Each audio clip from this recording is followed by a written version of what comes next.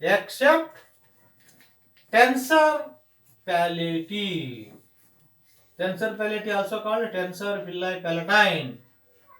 Tensor palati supplied by the mandibular nerve, which is the nerve of the first pharyngeal arch.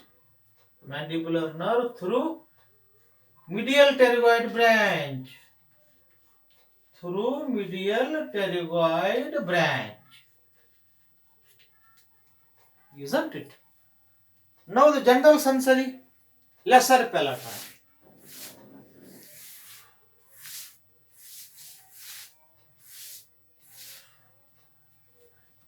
General sensory from lesser palatine. General sensory from the lesser palatine, from the branch from the maxillary nerve, branch from maxillary nerve, branch from maxillary nerve, and from the through pterygopalatine ganglia, through pterygopalatine ganglia, pterygopalatine ganglia.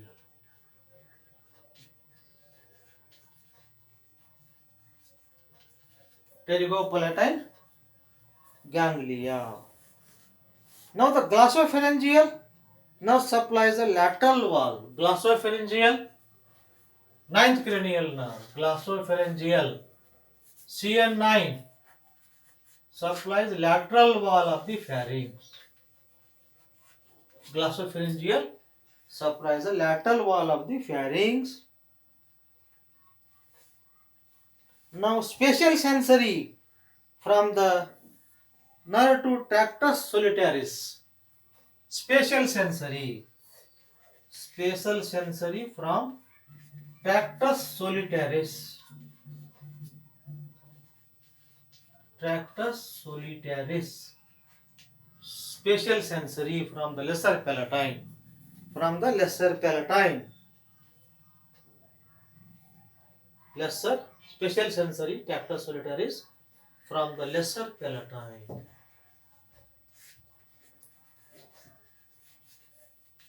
General sensory, lesser palatine through the maxillary nerve. Maxillary nerve is the branch of trigeminal nerve through the pterygopalatine ganglia. Spatial sensory from the tractus solitaris, lesser palatine branch. It is regarding the nerve supply.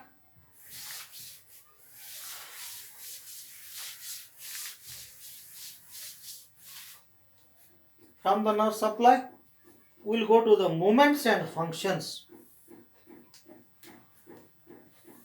Soft palate. Soft palate controls two gates.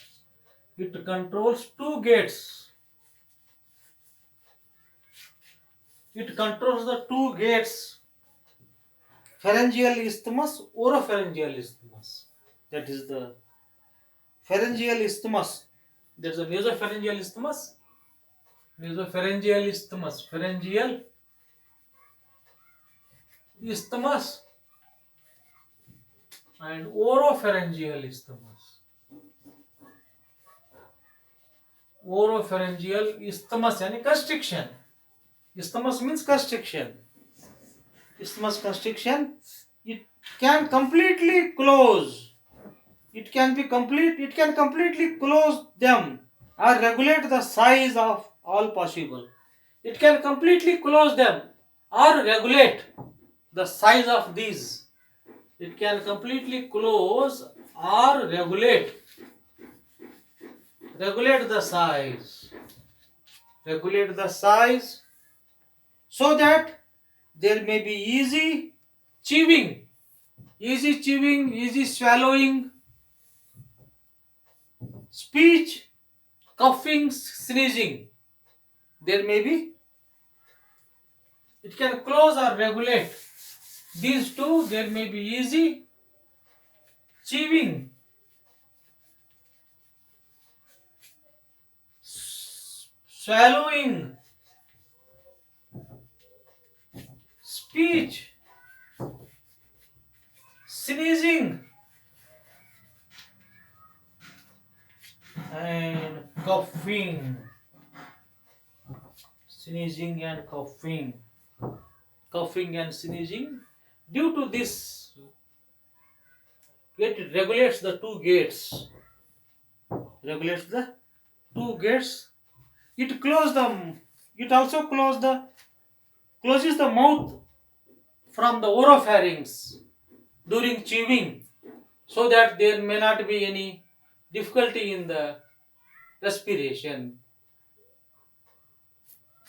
And due to the constriction of the pharynx, there may be a proper speech.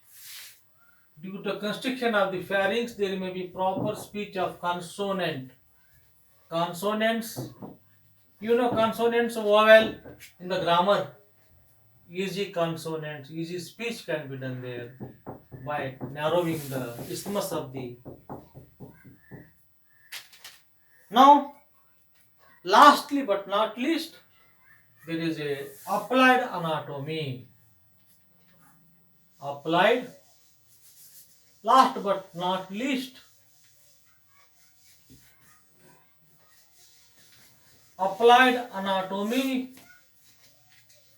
that is the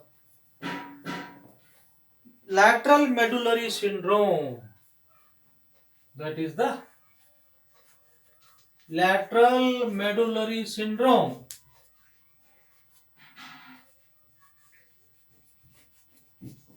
Lateral medullary syndrome.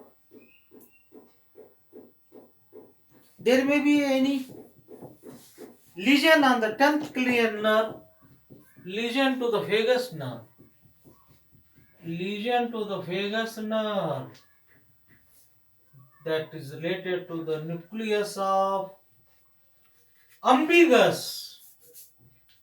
Nucleus of umbigus. You know, nucleus of umbigus. This nucleus of umbigus has two functions. This nucleus of umbigus related to this lateral medullary syndrome. Lateral medullary syndrome related to the 10th cranial nerve, that is the vagus nerve. It related to the nucleus of umbigus. Nucleus of umbigus. This umbigus related to two functions, that is the phonation and deglution. This nucleus of umbigus has got mainly two functions related to 10th cranial nerve. Phonation, and if the nerve is lesion to this nerve, there cannot be the improper phonation, improper deglution. There may be nasal regurgitation may occur.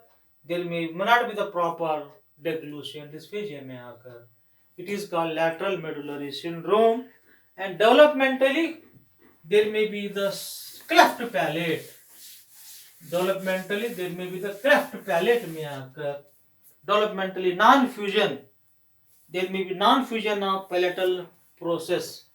That is a non-fusion of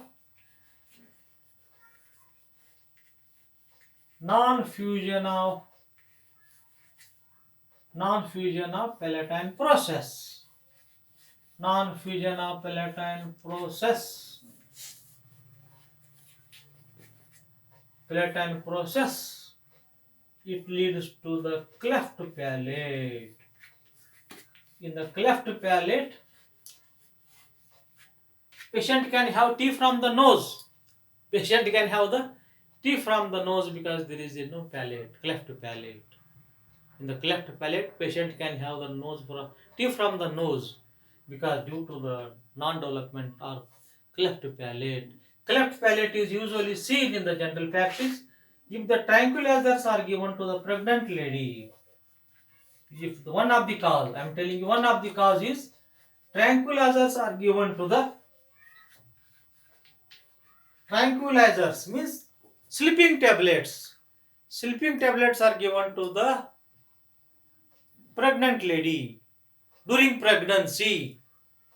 If the tranquilizers are given in the pregnant lady, pregnancy, during pregnancy, it may cause, one of the cause, not the only cause, one of the cause is a cleft palate. Hence, tranquilizer should not be given to the pregnant lady. One of the cause is like that. In the cleft palate, there is a direct communication between the nose and the oral cavity. Nose and oral cavity. Patient can have tea from the nose itself. It is regarding the applied aspect. The palate has 5 muscles. Very much important. One exception is all the muscles of the soft palate supplied by the pharyngeal plexus except one muscle, tensor palatii muscle.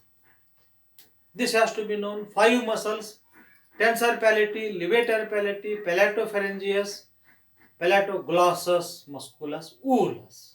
5 muscles, nerve supply. This has to be known. It is a traffic controller, as it is present between the two things, oropharynx and nasopharynx. It maintains both food passage and air passage. Hence, it is popularly called as traffic controller. And any doubts are there, do come to me. Do phone me. Sorry, do phone me. Do WhatsApp me. Don't hesitate to ask. Be in the house. Don't leave the house without reason. Live in the house. Help the country. Help the nation. Take care. Bye.